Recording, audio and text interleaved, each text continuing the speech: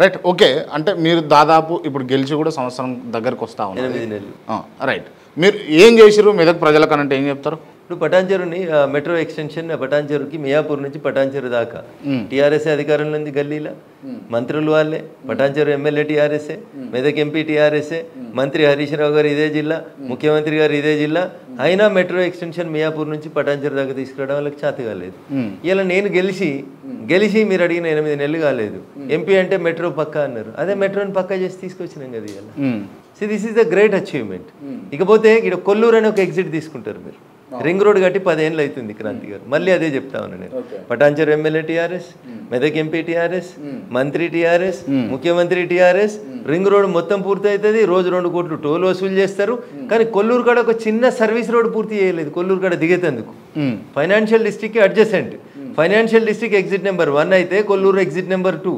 Exit number 2 దగ్గర ఎక్కి దిగేందుకు 2 railway బ్రిడ్జిలు 2 బ్రిడ్జిలు అవసరం ఉన్నాయి, కట్టియలేదు. ఇవాళ నేను ఎంపీ అయిన తర్వాత పోయి రైల్వే డిపార్ట్మెంట్లో కూర్చుంటే ఇప్పుడు ఫిబ్రవరి కల్లా రైల్వే బ్రిడ్జెస్ 2 కంప్లీట్ చేయబోతా ఉన్నాం. సర్వీస్ రోడ్ కనెక్టివిటీ మీకు చాలా చిన్నగా కనబడుతుండొచ్చు. 10 ఏళ్ళలో చేయలేదు మీరు అంటున్నా. ప్రాబ్లం ఏందో తెలుసా క్రాంతి? 2.37 ఎకర్స్ భూమిని అక్కడ ఎక్వైర్ చేయాలి. 2 ఎకరాల 37 గుంటల భూమిని ఎక్వైర్ చేయడానికి 10 ఏళ్ళు తీసుకొని వదిలేసిన కొల్లూరు ఎగ్జిట్ ని మేము చేస్తున్నాం. 1 ఇయర్ లోపల దానికి ఒక రూపం తీసుకొచ్చేందుకు ప్రయత్నం చేస్తా ఉన్నాం. చూడడానికి చాలా చిన్నగా కనబడుతుండొచ్చు. మీరు ఒకసారి పోయి చూడండి. పొద్దున సాయంత్రం ఆఫీస్ పోయేటప్పుడు, ఆఫీస్ దిగేటప్పుడు ఎన్ని కాలనీలు వచ్చినాయి తెల్లాపూర్ మున్సిపాలిటీలో. దగ్గర 70-80 కొత్త కాలనీలు వచ్చినాయి. రింగ్ రోడ్ ఎక్కి దిగేందుకు వాళ్ళకి ఎంత కష్టం అవుతుంది చూడండి. ఇవి కదా మీరు ఆలోచించాల్సింది బేసిక్ ఇన్ఫ్రాస్ట్రక్చర్. తెల్లాపూర్లో సాయిబాబా గుడి అని ఒకటి ఉంటుంది. సాయిబాబా గుడి నుంచి BHL పోవాలి. వెనకటికి ఎప్పుడో రైల్ లైన్ వేసినప్పుడు కిందికి వెళ్ళి నీళ్లు పోయేందుకు ఒక అండర్ పాస్ కట్టారు. క్రాంతి ఇలా అండర్ పాస్లకి వెళ్ళి జనం పోతారు. 1970లో కట్టిన అండర్ పాస్ కిందికి వెళ్ళి జనం పోతారు. కింద ఒక బండి పోతే ఇంకో బండి పోదు. ఒక బస్సు పోతే కరెక్ట్ గోడలు దాకేంత స్ట్రిక్ట్గా ఉంటారు అండర్ పాస్. అది ఒక కొత్త అండర్ పాస్ కట్టి వెళ్ళలేకపోయినరు.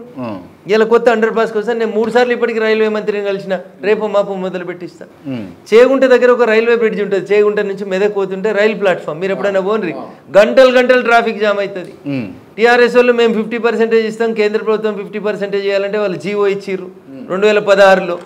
ఇవాళ దాకా రాష్ట్ర ప్రభుత్వం 50% డబ్బులు ఇవ్వలేదు. నేను గెలిచిన తర్వాత మళ్ళీ కాంగ్రెస్ ప్రభుత్వానికి లెటర్ రాస్తే డిప్యూటీ సీఎం గారు ఒక ఉత్తరం రిటర్న్ రాసిర్రు. రైల్వే ప్రాజెక్టుల కాడ బ్రిడ్జిలు కట్టేందుకు మా దగ్గర పైసలు లేవు, మొత్తం కేంద్రమే చేసుకోమనురు అన్నాడు. మళ్ళీ అలా చేగుంట దగ్గర 100% కేంద్ర ప్రభుత్వం నిధులతో మొన్ననే బ్రిడ్జ్ మంజూరు చేయించిన లాస్ట్ సమావేశంలో. ఇప్పుడు టెండర్ ప్రాసెస్ స్టార్ట్ కాబోతా ఉంది. నీకు ప్రజల మౌలిక వసతులలో, జీవన విధానంలో, ప్రయాణంలో ఎక్కడ ఏది అవసరం ఉందనేది చూసి చేయాలి తప్ప నేను ఇది చేసినా అది చేసినా నేను గొప్పలు చెప్పుకుంటలేదు.